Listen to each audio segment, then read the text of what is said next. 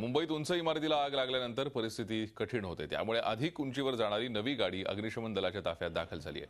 आधीच्या अग्निशमन दलाच्या गाडीतून साधारणपणे 68 मीटर उंचीवर जाणं शक्य होत होतं। आता मात्र नवीन गाडीतून 90 मीटर उंच जाता येणं शक्य होणार आहे। याच गाडीचा आढावा घेतलाय आमचे प्रतिनिधी सागर कुलकर्णी यांनी।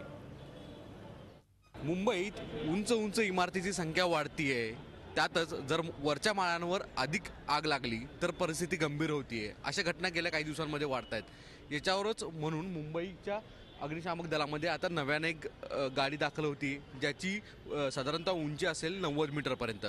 यापूर्वी आत्तापर्यंत साधारणतः 68 मीटरपर्यंतच्या उंचीच्या पर्यंत फायर ब्रिगेडची जी पाईप्स आहे, जी लेन्स आहे तेवढी जात होती। पण आता ही नव्यानं गाडी दाखल होणार आहे। सध्या तरी एकच गाडी आलेली आहे ही अग्निशामक दलामध्ये मुंबईची, त्याची साधारणतः उंची 90 मीटरपर्यंत जाईल असं सांगितलं जातं आहे। म्हणजे 270 साधारणतः फूटपर्यंत जाईल। त्यामुळे ज्या साधारणतः 10 माळे अधिक आधीच्या जे काही कॅपॅसिटी होती त्यापेक्षा जास्त झालेले आहेत। त्याच्यामुळे कुठे ना कुठेतरी अधिक दिलासा मिळणार आहे, कारण की दिवसेंदिवस मुंबईच्या ज्या उंच इमारती लागण्याचा प्रकार घडतोय त्याच्यामध्ये लोकांचं तर नुकसान होतच आहे, पण कुठे ना कुठेतरी मोठा प्रश्न उपस्थित होत होता।